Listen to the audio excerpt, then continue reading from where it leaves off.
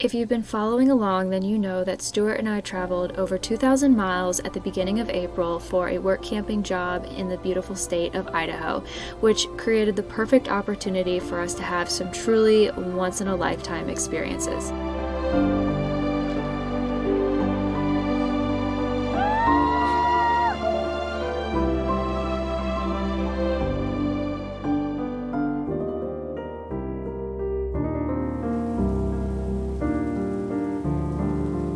What I couldn't have guessed at the time was how rapidly the relationship with our employers would deteriorate, forcing us to make a choice: our happiness or our job security.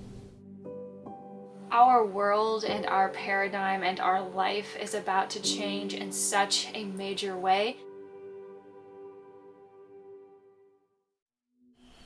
In July, Stuart and I and our friend Chrissy drove to the top of a mountain to watch the July supermoon. An absolutely stunning experience I still can't believe I got to witness.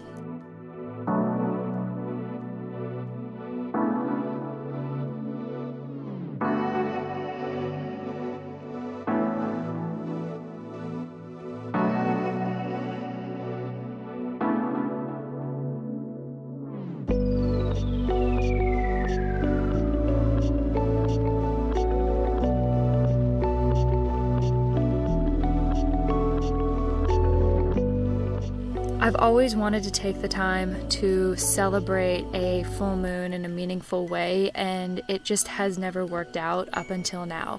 And the fact that I got to do so this time with two of my closest friends in one of the most beautiful places in the world makes it a really, really special memory.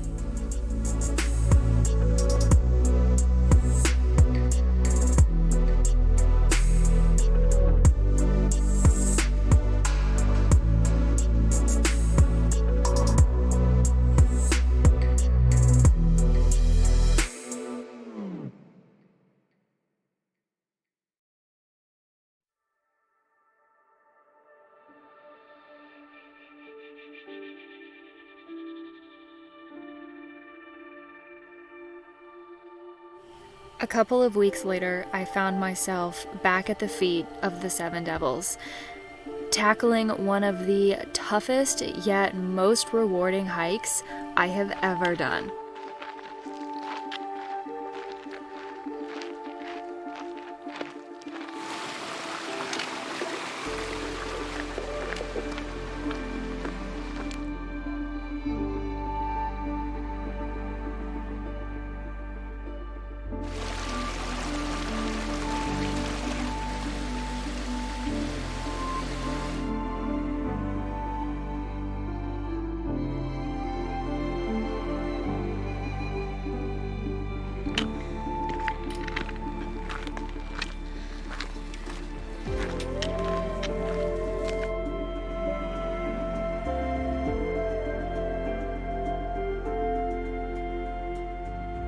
The trail was hot and dry, and the elevation gain was brutal, but what waited for us at the top made every bit of that absolutely worth it.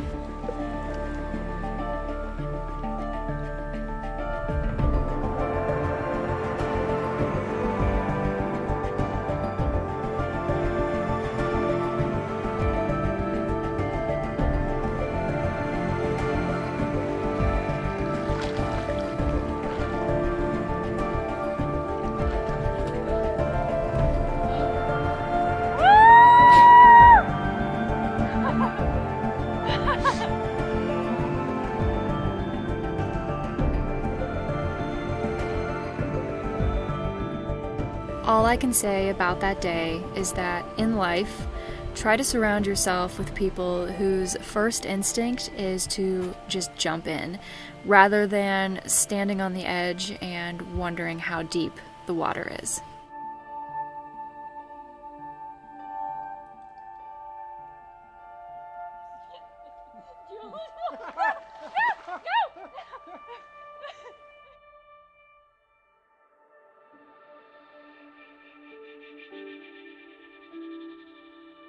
Everything happens by degrees and increments, and although I may have had an inkling of how things would end up playing out, I certainly never could have guessed how quickly everything would end up falling apart.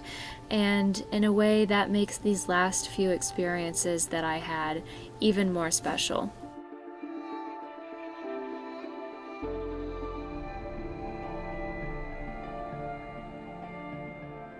Babe, I brought you this. Oh, what is it? It's a flare.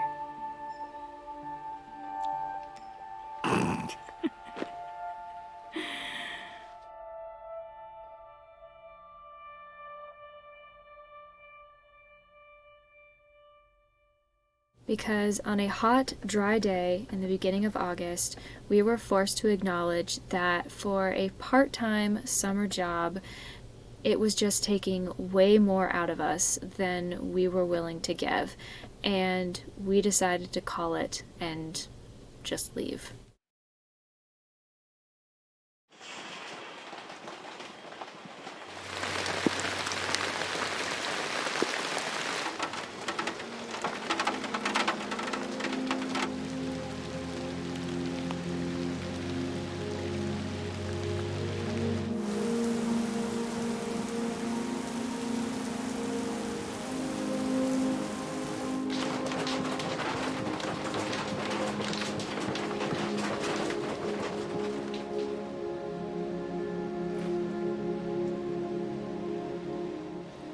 Now, I could tell you a really long and dramatic story about how terrible our bosses were and how poorly we were treated, and that would all be true.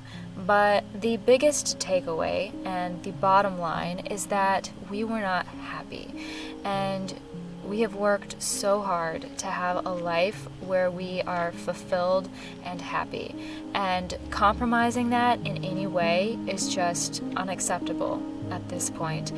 And so we quit, and we did what we always like to do and headed into the national forest to just be away.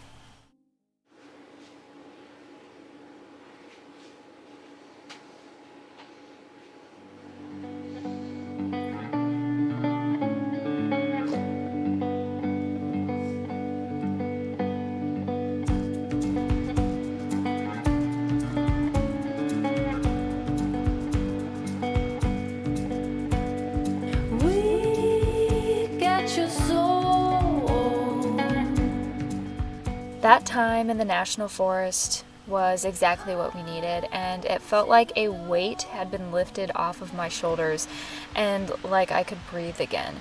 I truly didn't appreciate how unhappy I had been until I took myself out of that environment and gave myself space to actually breathe again. There's never an option to run.